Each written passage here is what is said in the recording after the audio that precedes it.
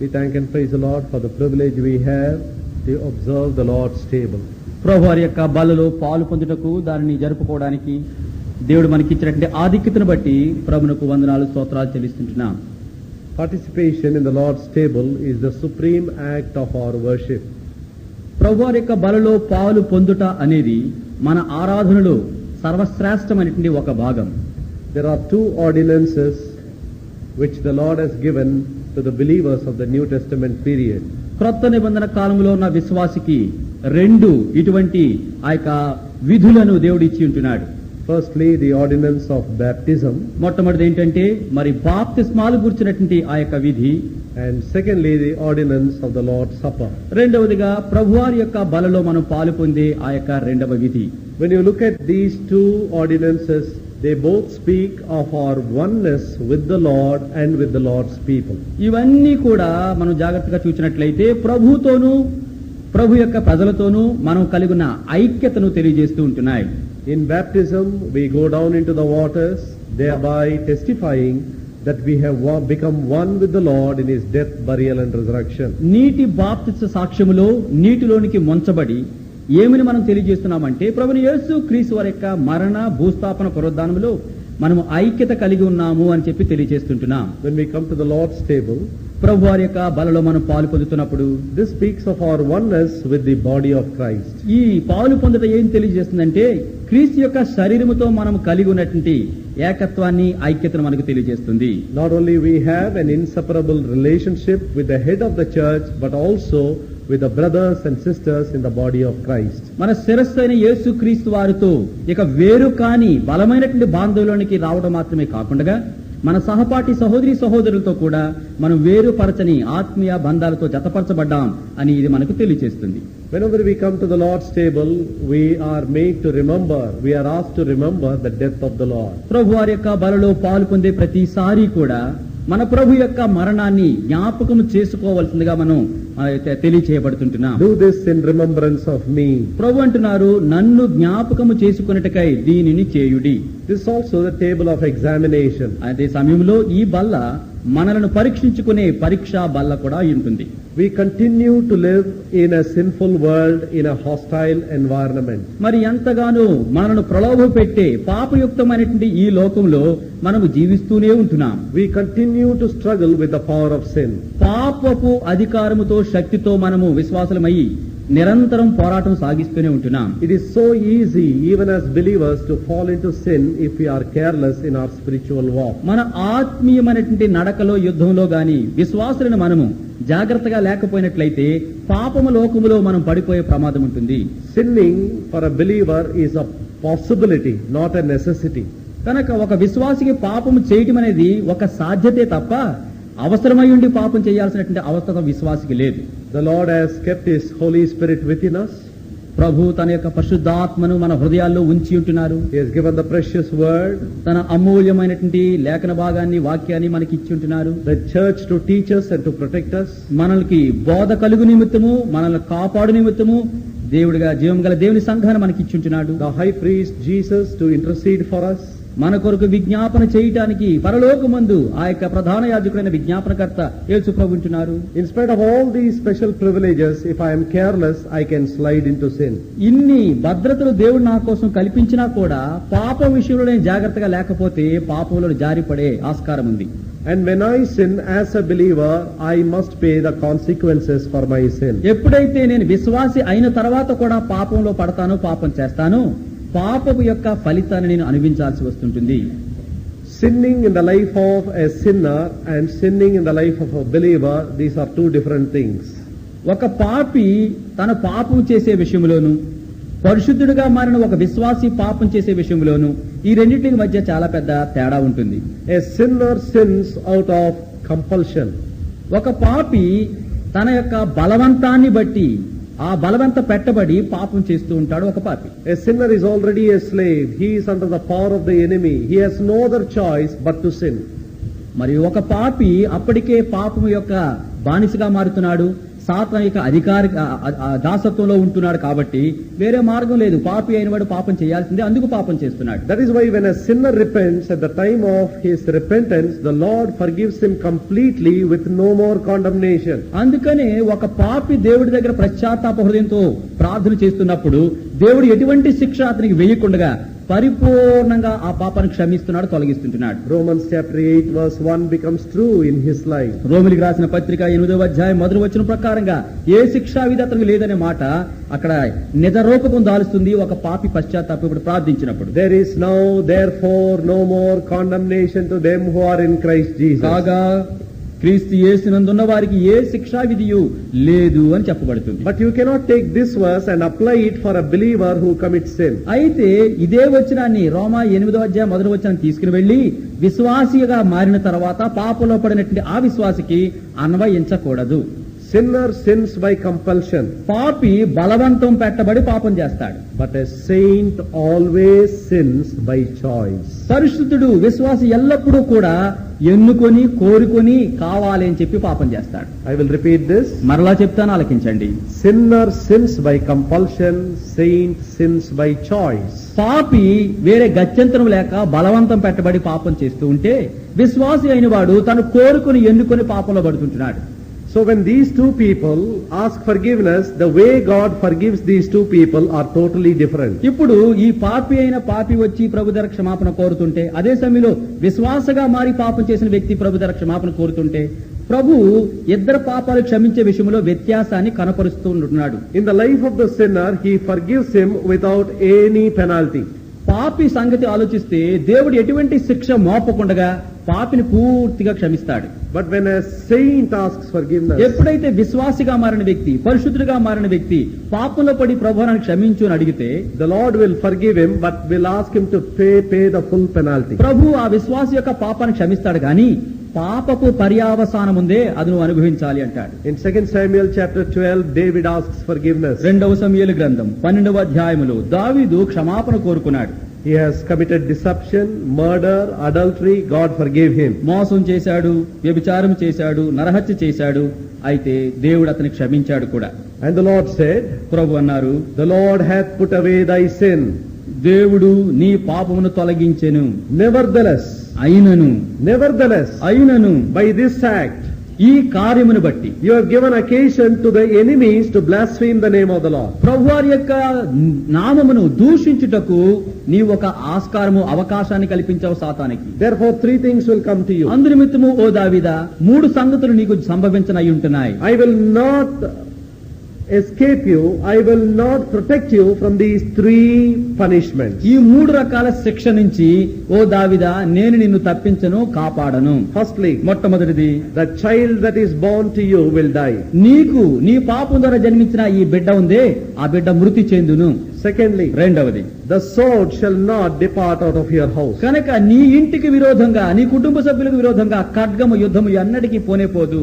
Thirdly, మూడవది, you committed this sin secretly, I will put you to shame publicly. నీవు రహస్యంగా ఈ పాపం చేశావు, అయితే నీవు చేసిన ఈ యొక్క రహస్య పాపాన్ని అందరికి బట్టబయలు చేసి బట్టబయలుగా నిన్ను అవమానపరుస్తానంటున్నాడు. Let this be a great warning to us believers. విశ్వాసులైన మనకు ఈ 3 మాటలు ఎంతో హెచ్చరికలుగా ఉండును గాక.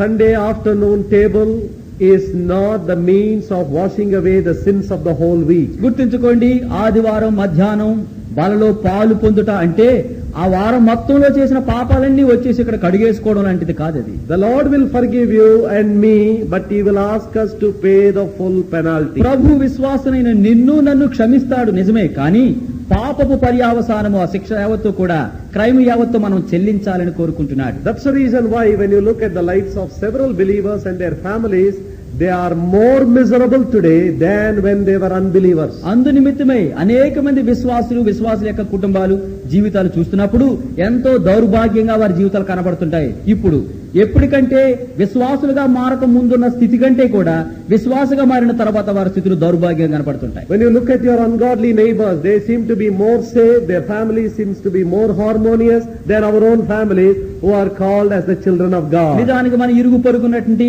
అన్యులు దేవుని ఎరిగిన వారి కుటుంబాలు చూస్తే వారెంతో సుఖశాంతులతో ఎంతో భద్రంగా ఎంతో చక్కగా వారు దీవించబడుతున్నట్లుగా చూస్తూ ఉంటాం.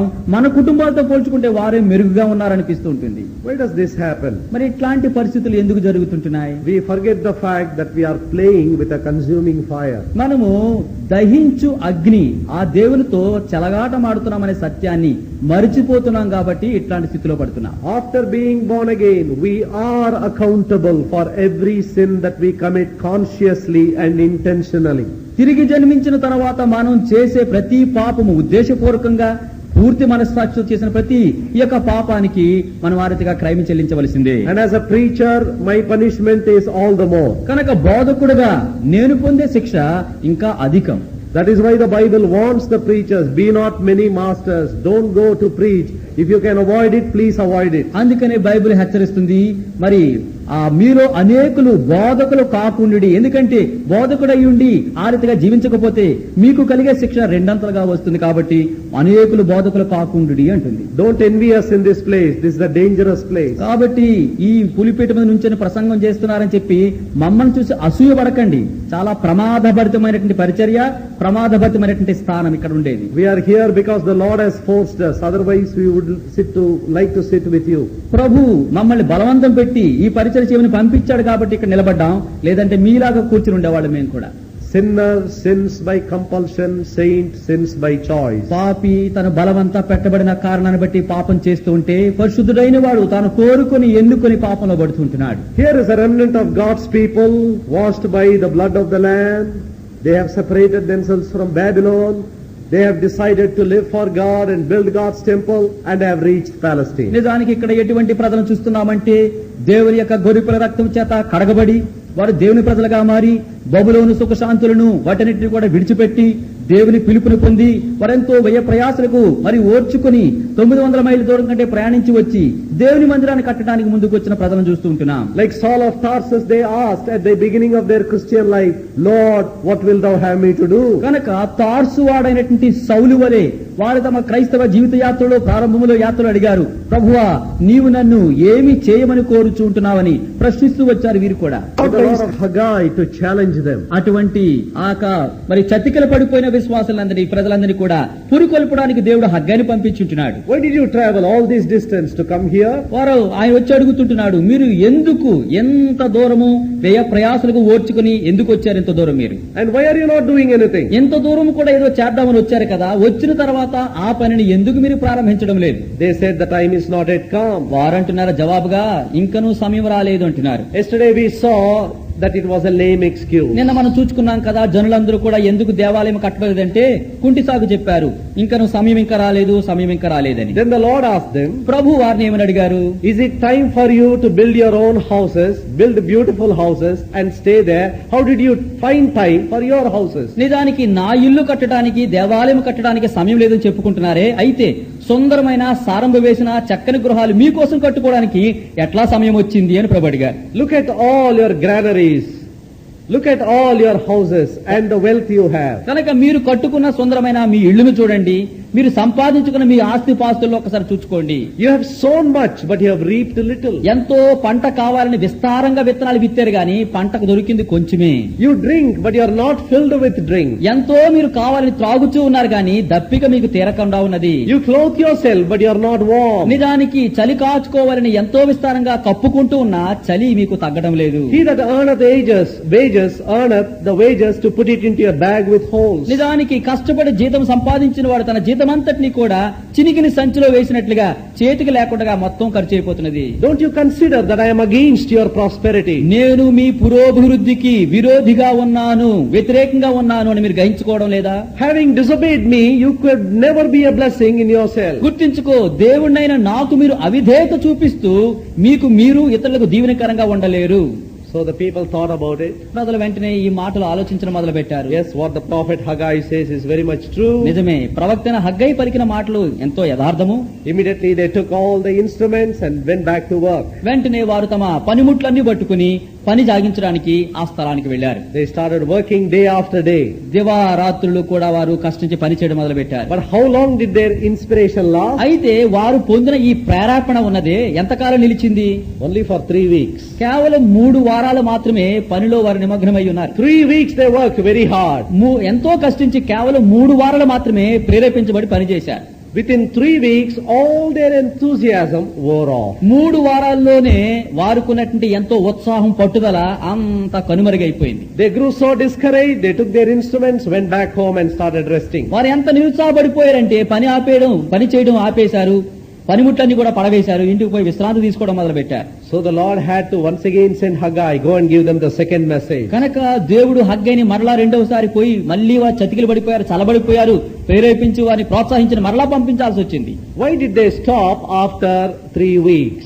3 వారాల ఉత్సాహంతో పని చేసిన తర్వాత ఎందుకు వారి పనిని మరి ఆపివేసి ఉంటున్నారు? Why did they get discouraged? ఎందుకు వారు నిరుత్సాహాన్ని పొంది ఉంటున్నారు? From where did they get the attack? అయితే వీరు నిరుత్సాహాన్ని లేకపోతే వారి మీద దాడిని ఎక్కడి నుంచి వారు పొంది ఉంటున్నారు? Chapter 2 verse 3. దయచేసి చూడండి, హగ్గై గ్రంథం 2వ అధ్యాయం 3వ వచనం. Who is left among you that saw this house in her first glory?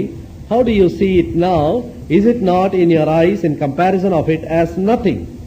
హగ్గయి గ్రంథం 2వ అధ్యాయంలో 3వ వచనం. పూర్వకాలమున ఈ మందిరమునకు కలిగిన మహిమను చూచిన వారు మీలో ఉన్నారు కదా, అట్టి వారికి ఇది ఎట్టిదిగా కనపడుచున్నది, దానితో ఇది ఎందునను పోలినది కాదని తోచుచున్నది కదా.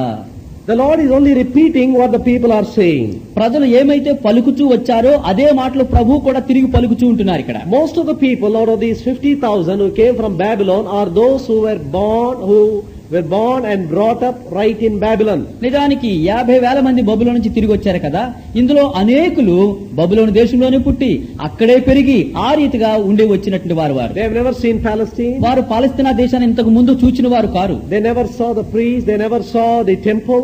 యాజకుణ్ణి గాని యాజక ధర్మాన్ని గాని దేవాలయములు గాని వారు అంత ముందు ఎప్పుడు చూడలేదు. వారు They were born and they were reared in captivity. వారు బందీ గృహంలోనే చెరసాలలోనే పుట్టి ఆ రీతిగా వారు పెరుగుతూ వచ్చినటువంటి వారు. When these young people came, the children came from the land of captivity, a few older people also joined them. నిజానికి అక్కడే పుట్టి పెరిగినటువంటి అంతకుముందు సంగతులు తెలియని చెరపట్టబడినటువంటి యవ్వనస్తులు వీరు 50 మందిలో కూడా ఉంటూ 50,000 మందిలో ఉంటున్నారు. వారు వచ్చినప్పుడు వారితో పాటు ఇంతకు ముందు దేవాలయాన్ని యాజకులను చూసిన వృద్ధులు ఉంటున్నారు. ఆ ముసలి వాళ్ళు కూడా ఈ యవ్వనస్తులతో కలిసి వచ్చి ఉంటున్నారు. And when these people were working very hard and laying the foundation, ఎప్పుడైతే వచ్చిన వారందరూ కూడా కష్టించి మరొకసారి చెత్తను చెదారం తొలగించి పునాది వేయటం ప్రారంభించారో, what happened on the day they laid the foundation? వారు ఏ దినమైతే పునాది వేశారో ఆ రోజు ఏం జరిగింది వారికి? Ezra chapter 3, ఎజ్రా గ్రంథము 3వ అధ్యాయం అండి, verses 12 and 13. 3వ అధ్యాయంలో 12-13. But many of the priests and Levites and chief of the fathers, who were ancient men, that had seen the first house when the foundation of this house was laid before their eyes, wept with a loud voice, and many shouted aloud for joy, so that the people could not discern the noise of the shout of joy from the noise of the weeping of the people. For the people shouted with a loud shout, and the noise was heard afar off. Ezra గ్రంథం 3వ అధ్యాయం 12-13 వచనాలండి. ఇది 2వ దినవృత్తాంతం తర్వాత ఉన్నది. Ezra గ్రంథం 3వ అధ్యాయం 12-13 వచనాలు. తెలుగులో 394వ పేజీ. మునుపటి మందిరమును చూచిన యాజకులలోను లేవీలలోను కుటుంబ ప్రధానులోను వృద్ధులైన అనేకులు ఇప్పుడు వేయబడిన ఈ మందిరం యొక్క పునాదిని చూచి గొప్ప శబ్దంతో ఏడ్చిరి. అయితే మరి అనేకులు సంతోషం చేత బహుగా అరిచిరి. ఏది సంతోష శబ్దమో ఏది దుఃఖ శబ్దమో జనులు తెలుసుకొనలేకపోయిరి. జనులు గొప్ప ధ్వని చేసినందున ఆ శబ్దము బహుదూరము వినబడెను. When the foundation was laid, there were 2 kinds of emotions displayed. నిజానికి ఆ యొక్క పునాది మరలా వేయబడినప్పుడు 2 రకాల ఆ యొక్క భావోద్రేకాలు అక్కడ కనపరచబడ్డాయి.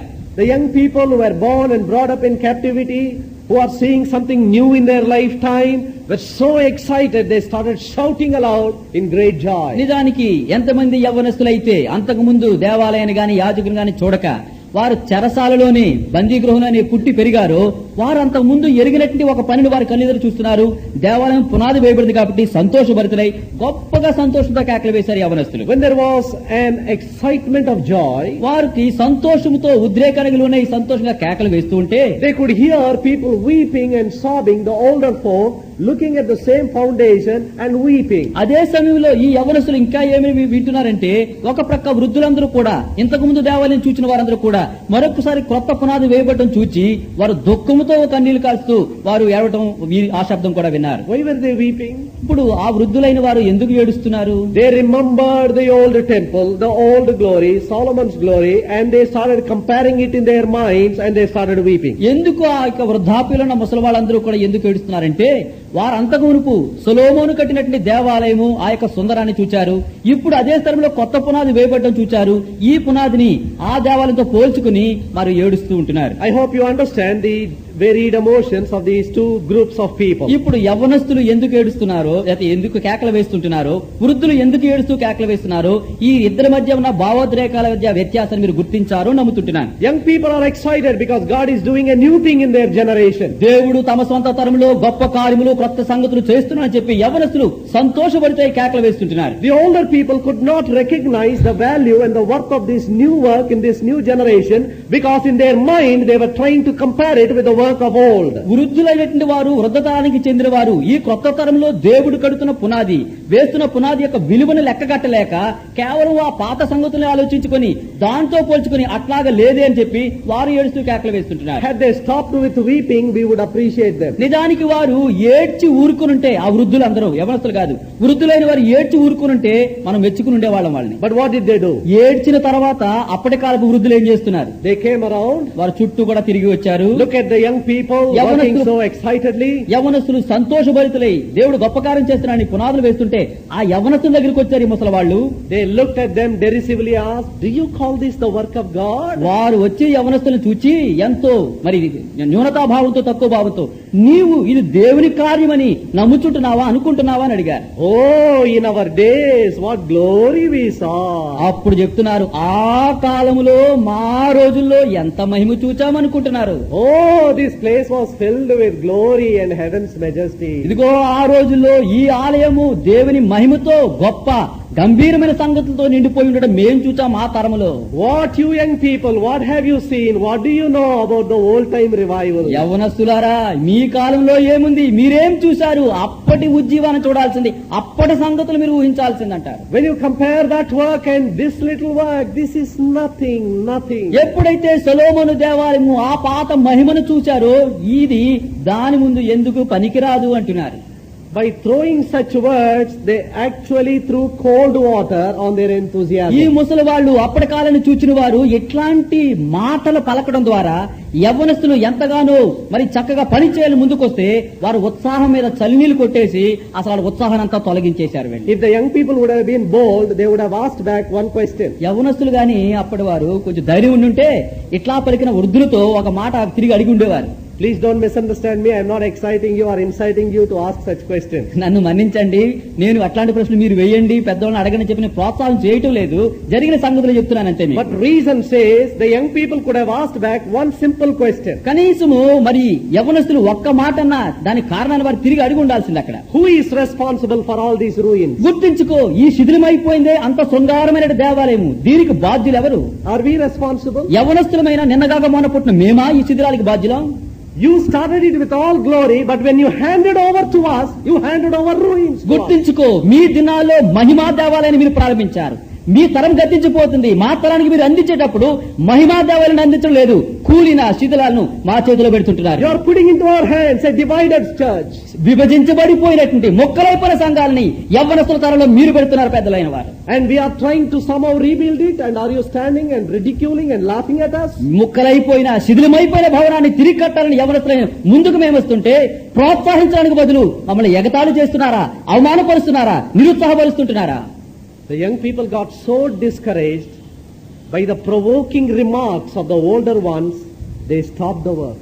ఎప్పుడైతే యవ్వనస్తులైన వారు ఎంతో వారిని కృంగుదల చేసే నిరాశపరిచే మాటలు అప్పటి వృద్ధుల్లో నుంచి వారు విన్నారో వారు ఎంతగా నిరాశపడ్డారు. పని ఆగిపోవడానికి కారణం బహుశా అయి ఉండవచ్చును. Immediately the Lord intervened. వెంటనే ప్రభు జోక్యం చేసుకున్నారు.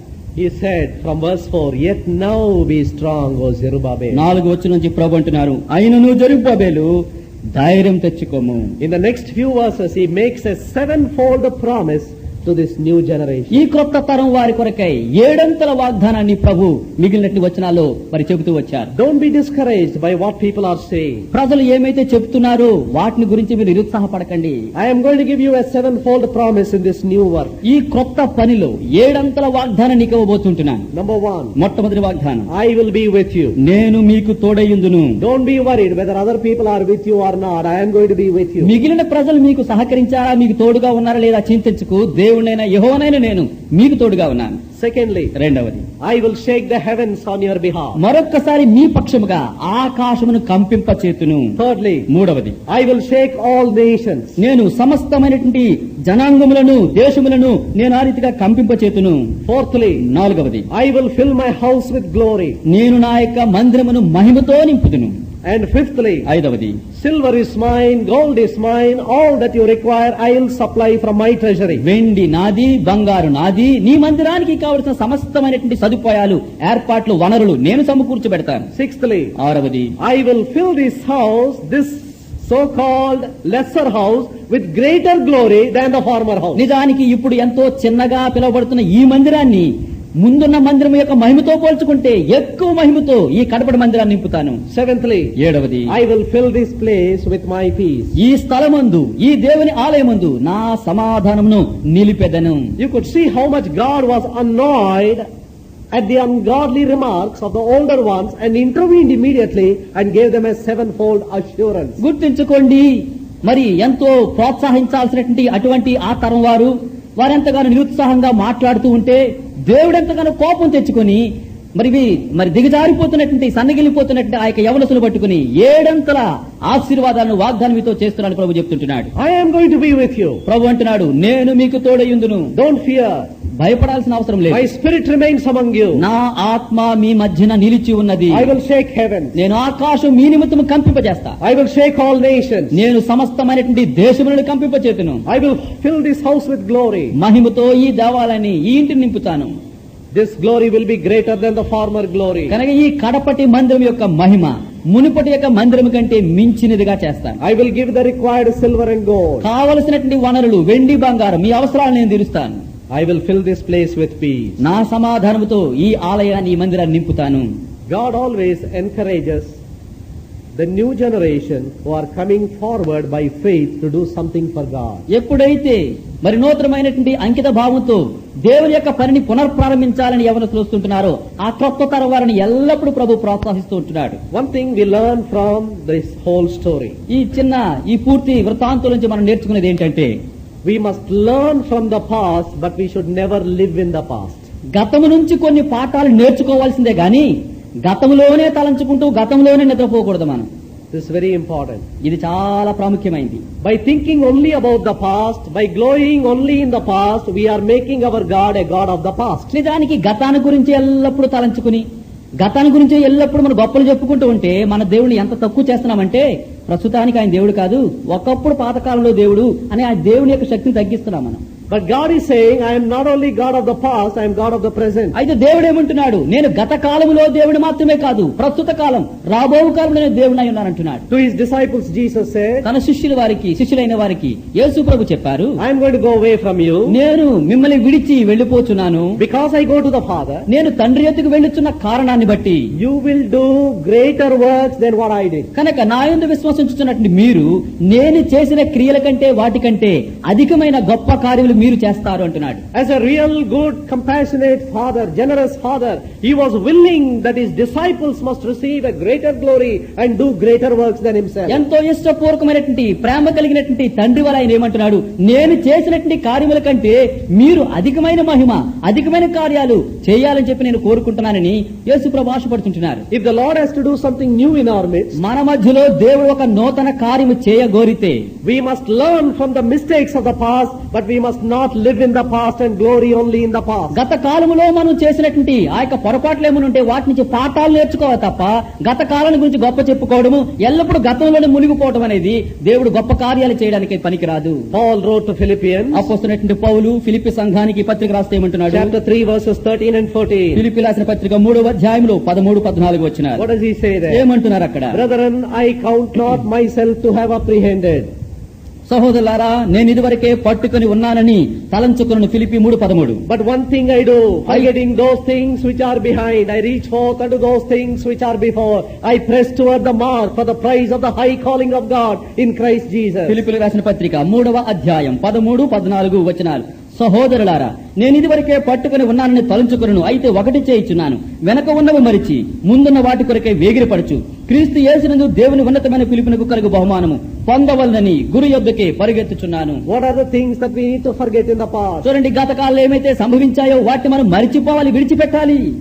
What are those things? కనుక ఏంటంటే మనం విడిచిపెట్టాల్సినటువంటి, మరిచిపోవాల్సిన పరిస్థితులు. At least it includes this, the glory of our past or the achievements of our past. కనీసము గత కాలంలో మహిమ, గత కాలంలో మనం సాధించిన వాటినన్నా కనీసం మరిచిపోవాలి మనం. We must have the desire to reach forth unto a higher place. కనుక గత కాలము కంటే కూడా ఉన్నతమైనటువంటి ఆ యొక్క స్థానంలోనికి రావడానికి మనం ప్రయత్నించాలి. We need to pray individually as a church, Lord, so far we have come, but we want to reach a greater height. వ్యక్తిగతంగాను సామూహికంగాను ప్రభువుకు ప్రార్థించాలి. ప్రభు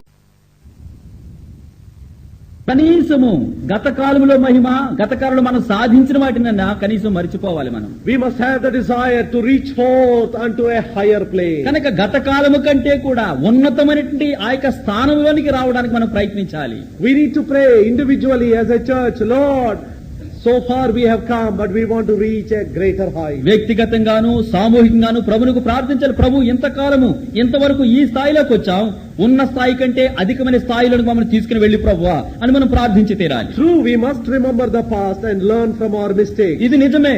గత కాలంలో మరి ఉన్నటువంటి సంగతులు తలపోసుకొని మన పొరపాటు నిమిత్తమైనటువంటి పాఠాలు మనం నేర్చుకోవడం తప్పులేదు, నేర్చుకోవాల్సిందే. If there are achievements in the past, true, we must thank the Lord for His గత faithfulness. కాలంలో మనం ఘనమైన సంగతులు సాధించామంటే దేవునికి ప్రభువా అంత గొప్ప కార్యాలు చేసేవని ప్రభుని కృతజ్ఞతాస్తుతులు చెల్లించడం కూడా మంచిదే. But it's not the Lord's will for us to remember the past and regret the present. ఎల్లప్పుడూ కూడా గతాన్నే తలపోసుకుంటూ ప్రస్తుతం కేవలం కూర్చొని ఆ రీతిగా దుఃఖించడం, చింతించడం అది మంచిది కాదు.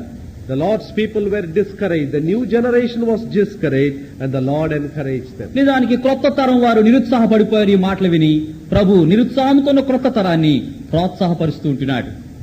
Now the people took back all their instruments, went back to work again. ఇప్పుడు ఈ ప్రోత్సాహకరమైనటువంటి మాటలు ప్రభు హగ్గ ద్వారా పలికినప్పుడు నూతన తరం వారందరూ కూడా మరలా తమ పనిముట్లు పట్టుకుని పని ప్రారంభించడానికి తిరిగి వెళ్లి ఉంటున్నారు. It's like our believers, only when there is a special meeting, a little steam is pumped into them. For the next few minutes, they are very regular in reading Bible, coming to church. Slowly that inspiration goes off till you have next special meetings. ఇది ఎట్లా ఉందంటే, యవనసులక ప్రోత్సాహం ఎట్లా ఉందంటే, ప్రత్యేకమైన కూడికల్లో మరి దేవుని యొక్క వర్తమానం ఇచ్చినప్పుడు మనమేంతో శక్తిమంతులైపోతాం, బాగా వెలుగుతూ ఉంటాం, చాలా కోరికతో ఉంటాం. ఆ ప్రత్యేక కూడికలు అయిపోయిన 1 వారం 10 రోజులు క్రమం తప్పకుండా ఎంతో పౌరుషంతో మందిరానికి వస్తాం. ఆ 10 రోజులు 15 రోజులు అయిపోయిన తర్వాత నెమ్మదిగా దిగజారిపోయి ముందు స్థితిలో జారిపోతుంటాం. అట్లా ఉంది వీళ్ళ పరిస్థితి. This time they went to work and they worked a little longer. Earlier 3 weeks, now 2 months. ఇంతకు ముందేమో ఆయన పలికిన మాటను బట్టి 3 వారాలు పనిచేస్తే ఇప్పుడు మరలా పొందినటువంటి ప్రేరేపణ బట్టి, ఉత్సాహాన్ని బట్టి 2 నెలలు అంటే కొంచెం కాలం ఎక్కువగా వారు పనిచేశారు. So they worked very hard. చాలా కష్టపడి పనిచేశారు. And then they got discouraged. మళ్ళా నిరుత్సాహం వచ్చేసింది. They all went back to work. మరలా వాళ్ళందరూ పనిముట్లు విడిచిపెట్టేశారు, ఇంటికి వెళ్ళిపోయారు. The first attack came upon them and upon their work through diversion. They had divided loyalty.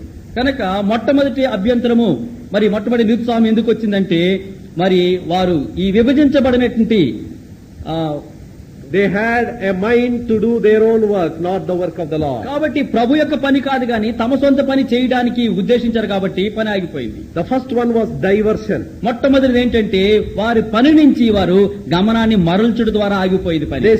They did not seek the kingdom of God first. దేవుని యొక్క రాజ్యాన్ని వారు మొదటగా వెతకలేదు.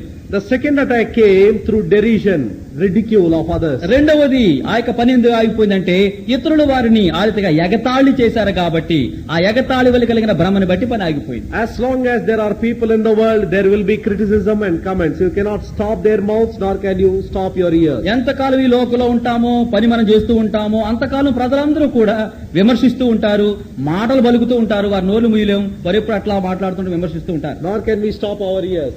కానీ మన చెవులు కూడా మనం మూసేసుకుని ఉండలేం. We have to hear, but we need to overcome them. అయితే వారు అనే మాటలు, ఆ యొక్క విమర్శలు అన్ని వింటూనే ఉండాలి. వాటిని జయించి ప్రభు పనిలో ముందుకు సాగిపోవాలి. How did the third attack come? అయితే మూడవ దాడి వారి మీదకి ఎట్లా వచ్చింది? Now the Lord is asking two questions to them. ఇక్కడ ప్రభు వారిని రెండు ప్రశ్నలు అడుగుచుంటున్నారు. In Haggai chapter 2, హగ్గయి గ్రంథం 2వ అధ్యాయం verse 11 and 12. 11, 12 వచనాలు. Thus says the Lord of hosts, ask now the priest concerning the law, saying, if one bear holy flesh in the skirt of his garment, and with his skirt do touch bread or pottage or wine or oil or any meat, shall it be holy? And the priest answered and said, no.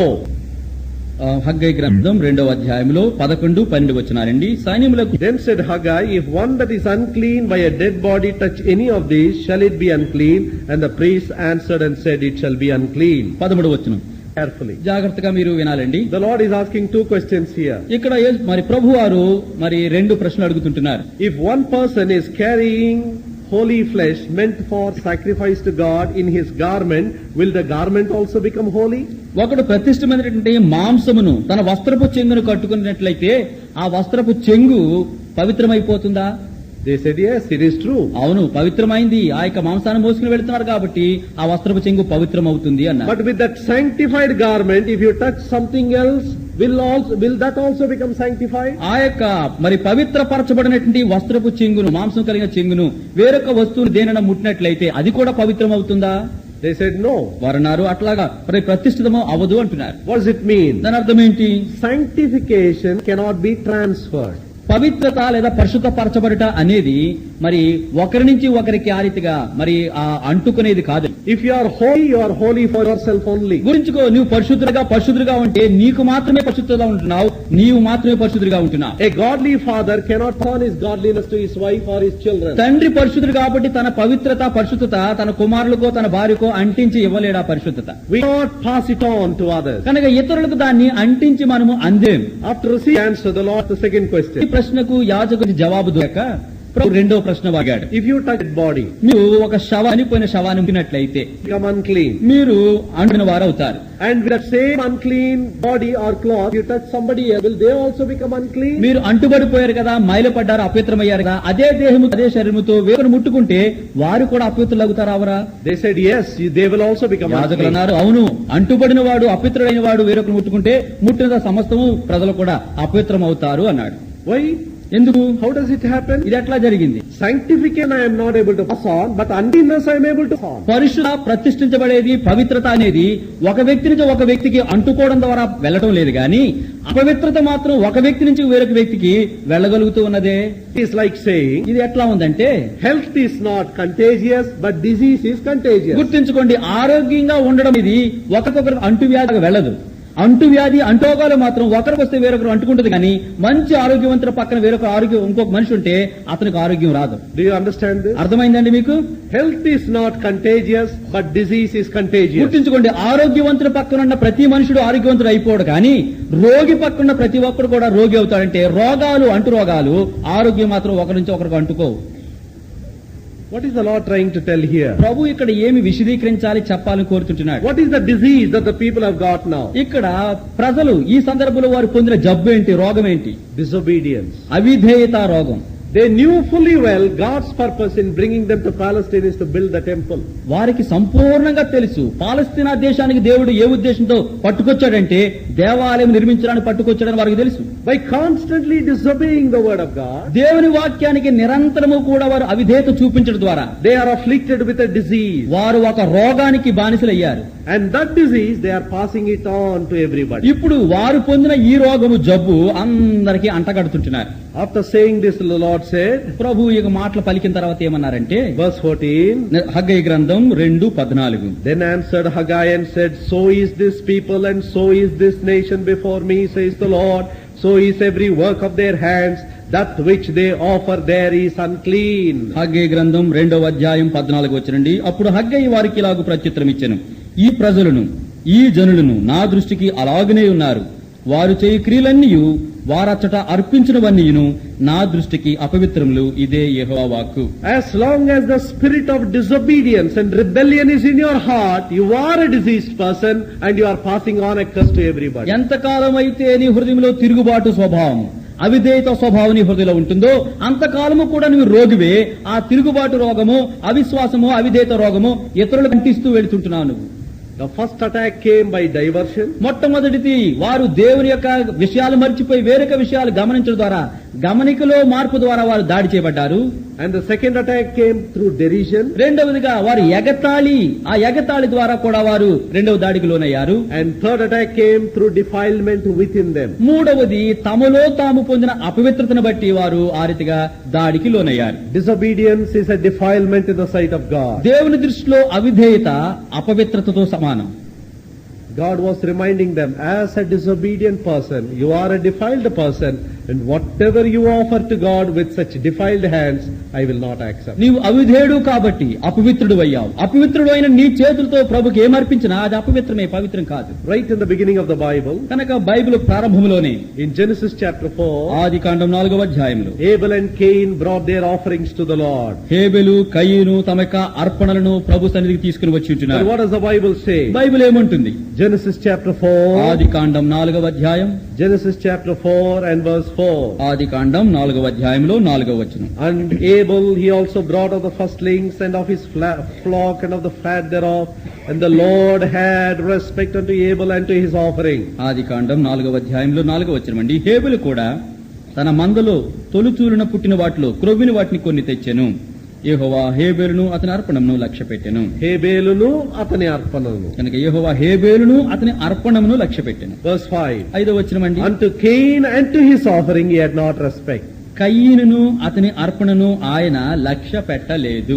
Look carefully at the language here. ఇక్కడ వాడబడిన భాష, ఆ మాటలు గమనించండి. The Lord had respect unto Abel, and so he had respected unto Abel's offering. ఇక్కడ యెహోవా దేవుడు హేబెలును లక్ష్య పెట్టాడు కాబట్టి హేబెలు అర్పించిన అర్పణను కూడా లక్ష్య పెట్టారు. He did not respect Cain, so what he offered was also rejected. కయీనును లక్ష్య పెట్టలేదు కాబట్టి అతను అర్పించిన దేనిని కూడా యెహోవా దేవుడు లక్ష్య పెట్టలేదు. God must accept my person before he accepts my offering. నిజానికి ప్రభువు నా అర్పణను అంగీకరించడానికి ముందుగా నా వ్యక్తిత్వాన్ని, నా వ్యక్తిని, నన్ను ప్రభు అంగీకరించాలి. అప్పుడే నేను అర్పించే అర్పణ ఆయన లక్ష్య పెడతాడు. The question is not what kind of ministry I am doing. కనుక ఇక్కడ ప్రశ్న ఏంటంటే ఎటువంటి పరిచర్య నేను చేస్తున్నాను అనేది కాదు. Whether it is a good work or a bad work. అది మంచి పని అన్నా కానివ్వండి, చెడ్డ పని అన్నా కానివ్వండి. The question that God asks is, who is doing this work? కనుక ప్రభు అడిగే ప్రశ్న ఏ పని చేస్తున్నానని కాదు, ఆ పని చేసే వ్యక్తి, మనిషి ఎటువంటి వాడు, ఎవరు. What we do is important. ఏమి చేస్తున్నామనేది ఆ ప్రాముఖ్యము. But more important is, who is it that is doing it? అయితే ఆ పని చేయడం కంటే ఏ వ్యక్తి ఆ పని చేస్తున్నాడనేది అతి ప్రాముఖ్యం. As disobedient people, whatever they did for God was defilement. అవిధేయత కలిగిన ప్రజలుగా, అవిధేయులుగా ఏదైతే ప్రభుకు పనులు చేశారో అవన్నీ అపవిత్రమైనాయి. In Christian life, many times we deceive ourselves like this. క్రైస్తవ జీవితాల్లో అనేక సార్లు మనమే ఈ విధానంగా మోసపుచ్చుకుంటూ ఉంటాం. There may be something that God is speaking to you again and again. ప్రభు నీతో పదే పదే ఒక సంగతి గురించి మాట్లాడుతూ వస్తూ ఉంటాడు. Maybe there is an evil habit. లేదా నీలో ఒక దురలవాటు ఉందని, Maybe there is some evil association. లేకపోతే దుష్ట సాంగత్యము, స్నేహము, సహవాసము నీకుందేమో అని. Every time when you go to God's presence, God has been reminding you, this is sin, leave it, leave it.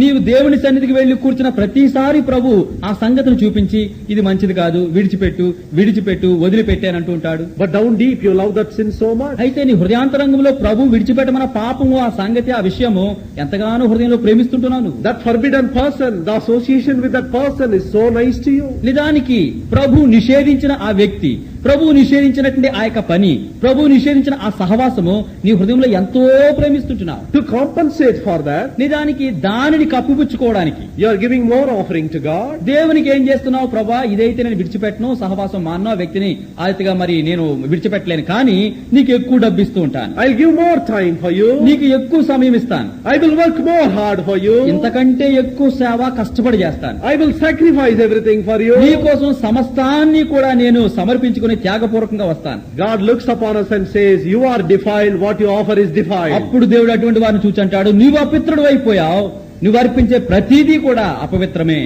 Set right what I have told you. నేను నీతో చెప్పిన సంగతులు సరిదిద్దుకో.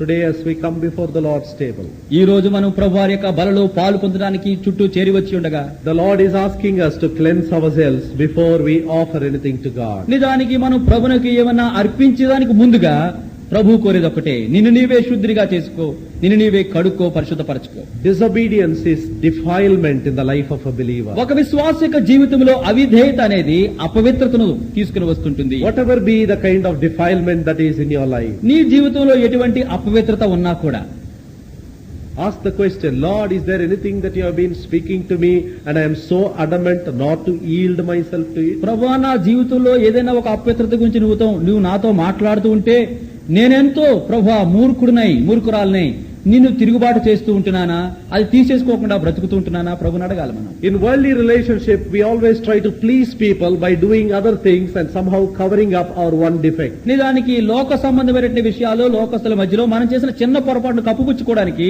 దానికి బదులుగా చాలా ఎక్కువ పనులు చేసి ఆ తప్పును కప్పేసుకుంటూ ఉంటాం. We cannot do it with a holy God. ఈ లోకంలో సాధ్యమేమో గాని పరిశుద్ధమైన పవిత్ర దేవుని ఎదుట అట్లాగది సాధ్యం He కాదు. is very sensitive. What we do not do according to His given commandment, He always remembers it and He looks upon us as defiled people. ఏదైతే దేవుడు తన వాక్యములో ఆజ్ఞాపూర్వకంగా చెప్పాడు అది మనం చేయకుండా తప్పించి తిరుగుతూ ఉంటే మనం ఏమర్పించినా కూడా ఇది అపవిత్రతం అంటాడు. మనం చేసేదంతా కూడా అవిధేయత పనిని ప్రభు అంటాడు. Shall we go upon our knees? మనమందరం బలలో ప్రవేశించడానికి ముందుగా మన మోకాళ్ళపైకి వద్దాం. Ask the Lord honestly.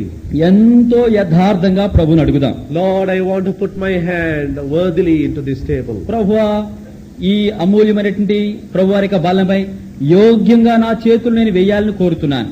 Corinthians had defilement, but they boldly put their hand into the Lord's table. కొరింథీ సంఘ విశ్వాసులు తమ జీవితంలో అపవిత్రత ఉండి కూడా ఎంతో ధైర్యంతో వారు ప్రభువారి యొక్క బల్ల మీద చేతులు వేశారు. 3 things happened to them. వారు ఒప్పుకోకుండా, కడుక్కోకుండా, సరిదిద్దుకోకుండా చేతులు వేశారు కాబట్టి 3 సంగతులు వారికి జరిగాయి. They became weak. వారు బలహీనులయ్యారు. వారిలో They became sick. కొందరు రోగులయ్యారు. Some even died. కొంతమంది నిద్రించారంటే మరణించారు కూడా. 3 terrible things happened to Corinthian believers because they casually, carelessly took part in the Lord's table. ప్రభువారి యొక్క బల్లని గుర్తు ఎరుగక ఎంతో నిర్లక్ష్యంగా, ఆచారంగా, అలవాటుగా ప్రభు బలిలో పాలు పొందారు కాబట్టి 3 సంగతులు వారికి సంభవించాయి. It's not the Lord's purpose, Lord's desire that any one of us should come under condemnation. కనుక మనలో ఏ ఒక్కరూ కూడా శిక్షా విధికి లోను కావటం ప్రభువారి యొక్క అభీష్టం, చిత్తం కాదు. That's the reason why He is asking us to examine our lives. ఆ కారణం చేతనే ప్రభు బలిలో పాలు పొందక మునిపే ప్రభు కోరుతున్నాడు, మీ సొంత జీవితాలు మీరు పరీక్షించుకోనండి. This table is open only for His children. ఈ ప్రభువారి యొక్క బల్ల మరి కేవలం ఎందరైతే దేవునికి పిల్లలుగా మారారో, మరి కుమారులుగా మారారో వారికి మాత్రమే ఇది అర్పించబడుతుంది. If you are not a believer, నువ్వు విశ్వాసివి కాకపోతే, if you do not have the assurance of your sins being forgiven, యేసు రక్తంలో నా పాపాలు క్షమించబడ్డాయా లేదనే నిశ్చిత నీకు ఇంకా లేకపోతే, please refrain from this table. అట్లాంటి వారు దయచేసి ప్రభు బలిలో పాలు పొందవద్దు. By blindly taking part, you are actually inviting a curse. గురుడితనంగా తెగించి ఒకవేళ ఏమవుతుంది అని పాలు పొందితే శాపాన్ని పొందటానికే నువ్వు పాలు పొందుతున్నావని గుర్తెరుగు. Secondly, as a believer, if there is any form of disobedience still lingering in your life, రెండవదిగా విశ్వాసులైన వారికి ఇదేంటంటే పాపము ఏ రకములో ఉన్నా సరే నీ జీవితంలో ఇంకా మరి దోబూచులాట ఆడుతూ ఉంటే, ఇంకా నీ మదిలో ఆ రీతిగా మరి తిరుగుతూ ఉన్నట్లయితే ఆ పాపం, set it right before the Lord and then take part. ప్రభువారి ఎదుట ఆ యొక్క రహస్య పాపాన్ని ఒప్పుకో, విడిచిపెట్టు, సరిదిద్దుకో, యోగ్యంగా ప్రభువులో పాల్పొందు. Promise the Lord that you would set right your heart.